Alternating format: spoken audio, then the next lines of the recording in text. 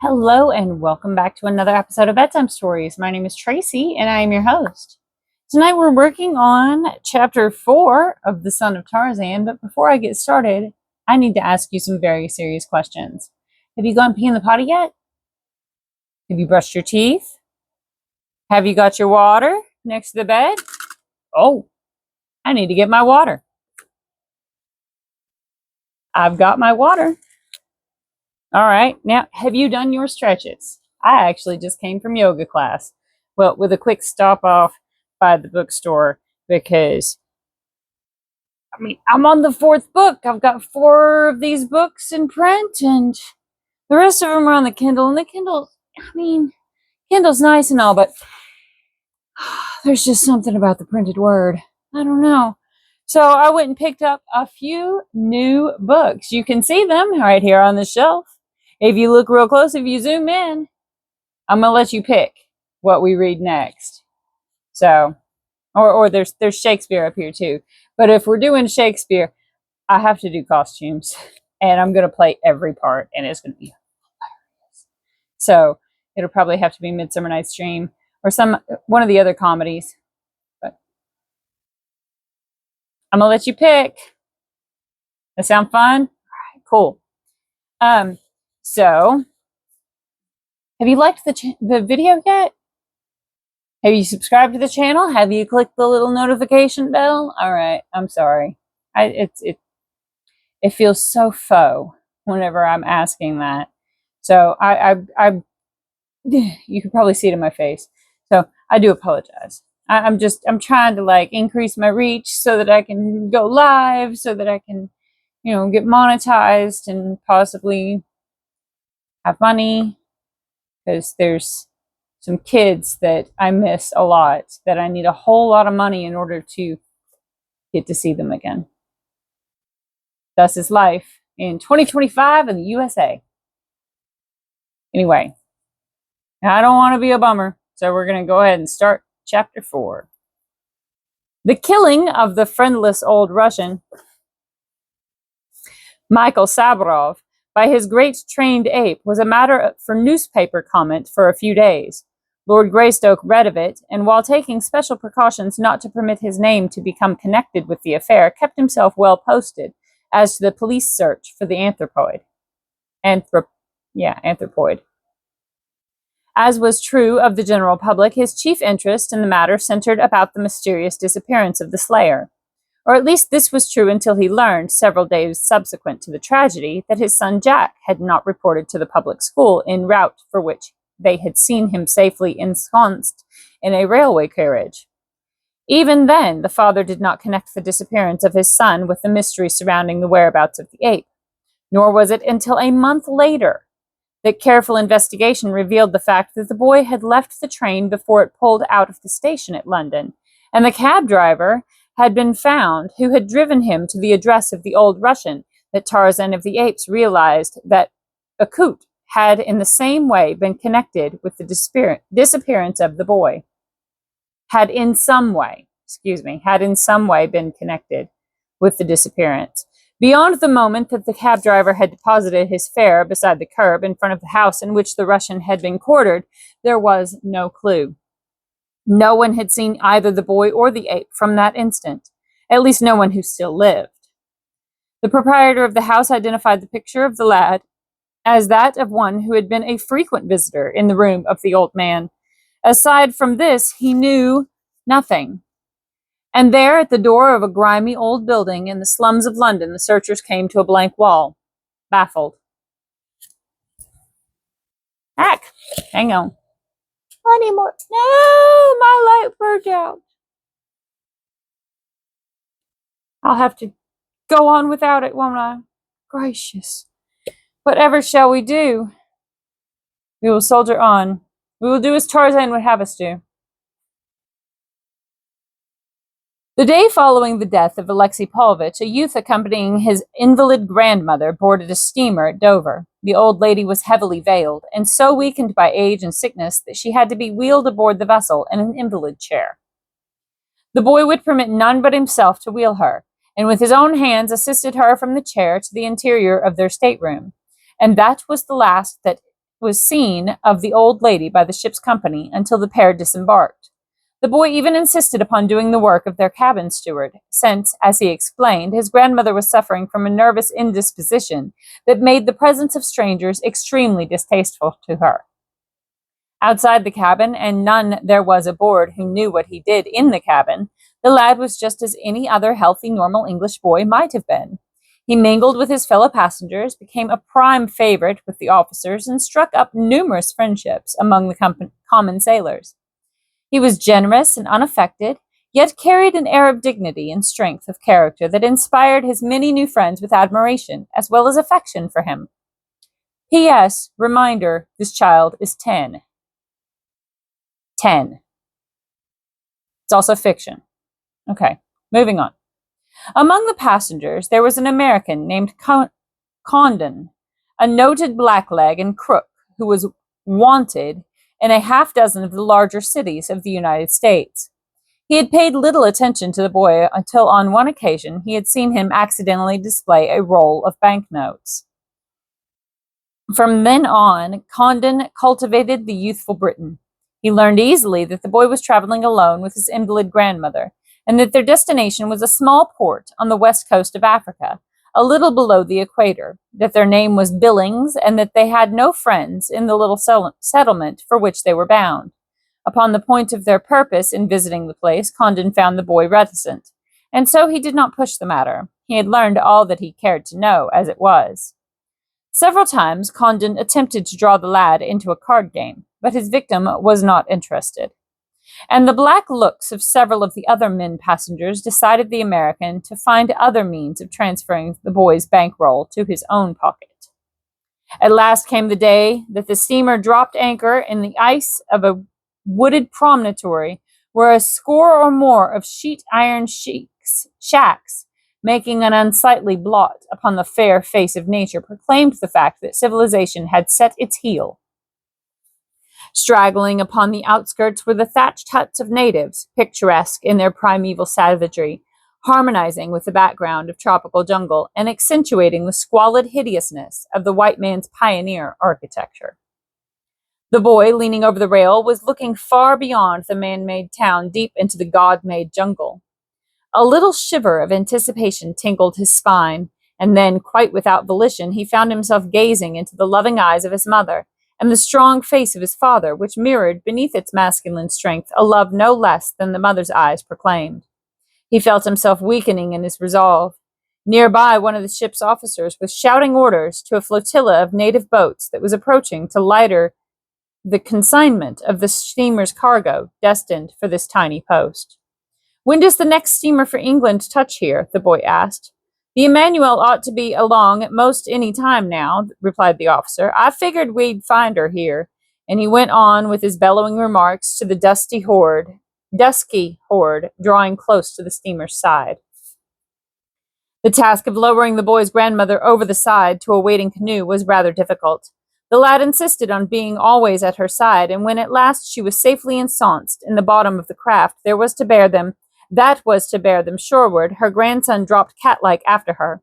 So interested was he in seeing her comfortably disposed, that he failed to notice the little package that had worked from his pocket as he assisted in lowering the sling that contained the old woman over the steamer's side, nor did he notice it even as it slipped out entirely and dropped into the sea.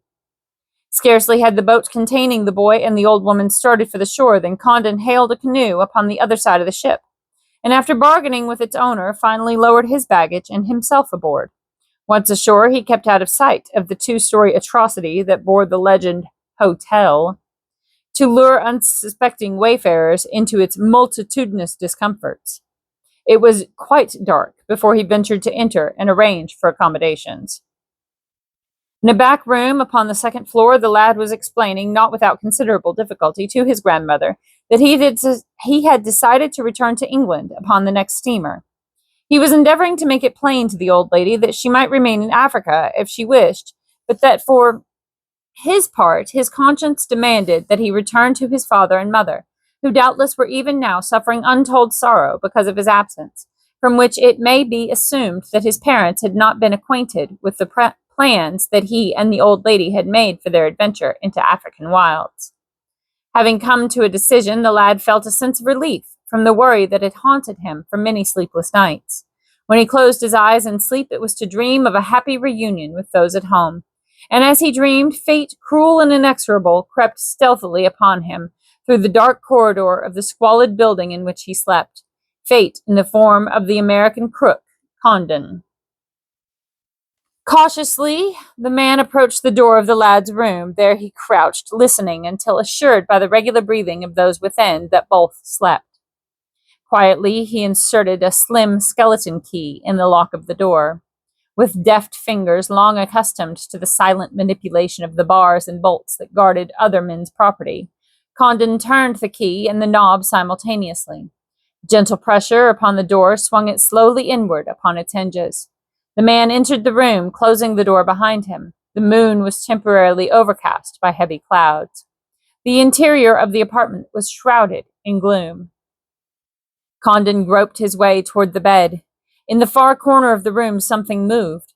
Something moved with a silent stealthiness which transcended even the trained silence of the burglar. Condon heard nothing. His attention was riveted upon the bed in which he thought to find a young boy and his helpless, invalid grandmother. The American sought only the bankroll. If he could possess himself of this without detection, well and good. But were he to meet resistance, he was prepared for that, too. The lad's clothes lay across a chair beside the bed. The American's fingers felt swiftly through them. The pockets contained no roll of crisp new notes. Doubtless they were beneath the pillows of the bed. He stepped closer toward the sleeper. His hand was already halfway beneath the pillow when the thick cloud that had obscured the moon rolled aside, and the room was flooded with light. At the same instant, the boy opened his eyes and looked straight into those of Condon. The man was suddenly conscious that the boy was alone in the bed. Then he clutched for his victim's throat. As the lad rose to meet him, Condon heard a low growl at his back. Then he felt his wrists seized by the boy and realized that beneath those tapering white fingers played muscles of steel. He felt other hands at his throat, rough, hairy hands that reached over his shoulders from behind. He cast a terrified glance backward, and the hairs of his head stiffened at the sight his eyes revealed. For grasping him from the rear was a huge, man-like ape. The bared fighting fangs of the anthropoid were close to his throat. The lad pinioned his wrists, neither uttered a sound. Where was the grandmother? Condon's eyes swept the room in a single all-inclusive glance. His eyes bulged in horror at the realization of the truth which that glance revealed. In the power of what creatures of hideous mystery had he placed himself? Frantically, he fought to beat off the lad that he might turn upon the fearsome thing at his back. Freeing one hand, he struck a savage blow at the lad's face. His axe seemed to unloose 1,000 devils in the hairy creature clinging to his throat. Condon heard a low and savage snarl. It was the last thing that the American ever heard in his life. Then he was dragged backward upon the floor. A heavy body fell upon him. Powerful teeth fastened themselves in his jugular. His head whirled in the sudden blackness which rims eternity. A moment later, the ape rose from his prostrate form, but Condon did not know. He was quite dead. The lad, horrified, sprang from the bed to lean over the body of the man. He knew that Akut had killed in his defense, but he had killed Michael Sabarov. But here, in savage Africa, far from home and friends, what would they do to him and his faithful ape? The lad knew that the penalty of murder was death. He even knew that an accomplice might suffer the death penalty with the principal. Who was there here who would plead for them? All would be against them. It was little more than a half-civilized community, and the chances were that they would drag Akut and him forth in the morning and hang them both to the nearest tree. He had read of such things being done in America, and Africa was worse even and wilder than the great west of his mother's native land. Yes, they would both be hanged in the morning. Was there no escape? He thought in silence for a few moments, and then, with an exclamation of relief, he struck his palms together and turned toward his clothing upon the chair. Money would do anything. Money would save him and Akut. He felt for the bankroll in the pocket in which he had been accustomed to carry it. It was not there. Slowly at first, and at last frantically, he searched through the remaining pockets of his clothing. Then he dropped upon his hands and knees and examined the floor. Lighting the lamp, he moved the bed to one side and inch by inch felt over the entire floor. Beside the body of Condon, he hesitated, but at last he nerved himself to touch it. Rolling it over, he sought beneath it for the money, nor was it there. He guessed that Condon had entered their room to rob, but he did not believe that the man had had time to possess himself of the money. However, as it was nowhere else, it must be upon the body of the dead man. Jack searched the American's clothes, futilely. Again and again he went over the room, only to return each time to the corpse, where nowhere could he find the money. He was half frantic with despair. What were they to do? In the morning they would be discovered and killed. For all his inherited size and strength, he was, after all, only a little boy, a frightened, homesick little boy, reasoning faultily from the meager experience of childhood.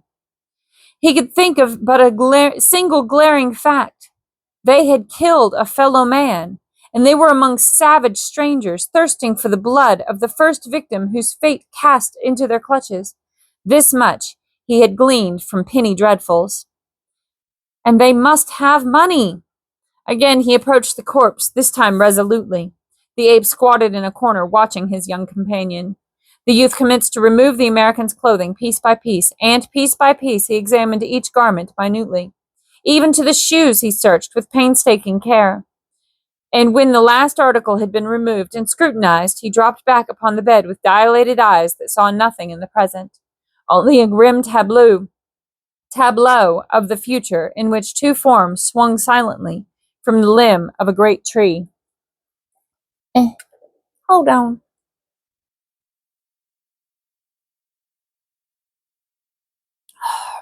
How long he sat thus he did not know, but finally he was aroused by a noise coming from the floor below. Springing quickly to his feet, he blew out the lamp, and crossing the floor silently, locked the door. Then he turned toward the ape, his mind made up.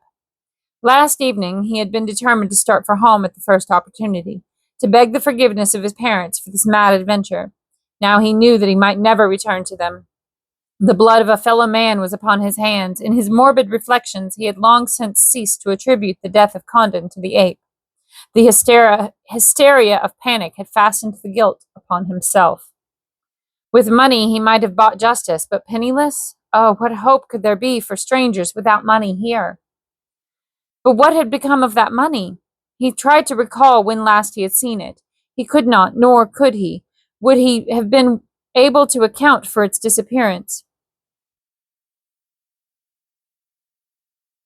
For he had been entirely unconscious of the falling of the little package from his pocket into the sea as he clambered over the ship's side into the waiting canoe that bore him to shore.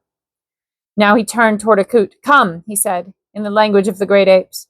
Forgetful of the fact that he wore only a thin pajama suit, he led the way to the open window. Thrusting his head out, he listened attentively. A single tree grew a few feet from the window. Nimbly the lad sprang to its bole, clinging cat-like for an instant before he clambered quietly to the ground below. Close behind him came the great ape. 200 yards away, a spur of the jungle ran close to the straggling town. Toward this the lad led the way. None saw them, and a moment later the jungle swallowed them, and John Clayton, future Lord Greystoke, passed from the eyes and the knowledge of men. It was late the following morning that a native houseman knocked upon the door of the room that had been assigned to Mrs. Billings and her grandson. Receiving no response, he inserted his pass key into the lock, only to discover that another key was already there, but from the inside. He reported the fact to Herr Skolf, the proprietor, who had once made his way to the second floor, where he too pounded vigorously upon the door. Receiving no reply, he bent to the keyhole in an attempt to look through into the room beyond.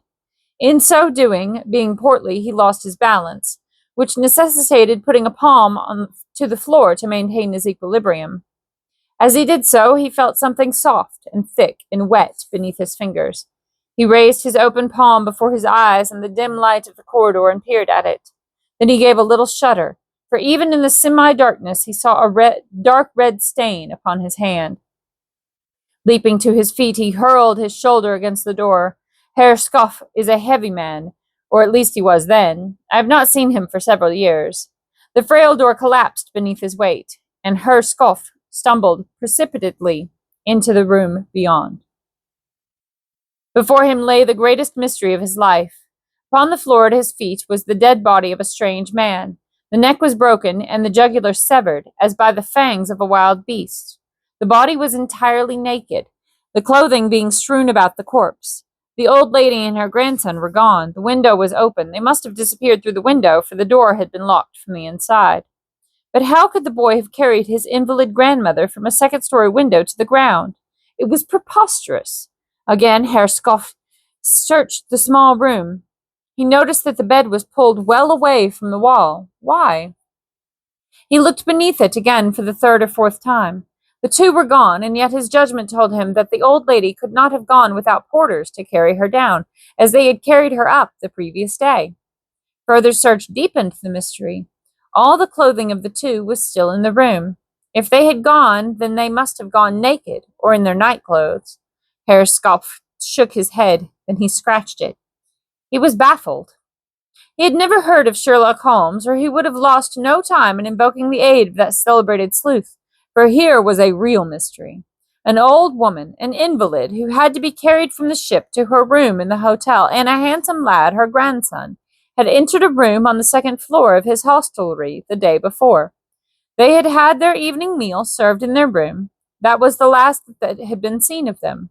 At 9 the following morning, the corpse of a strange man had been the sole occupant of that room.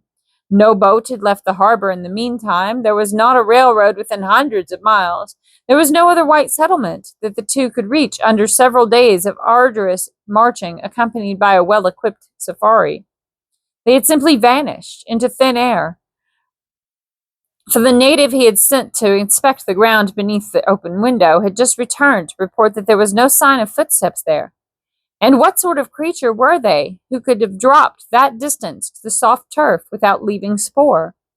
Herr Skoff shuddered. Yes, it was a great mystery. There was something uncanny about the whole thing.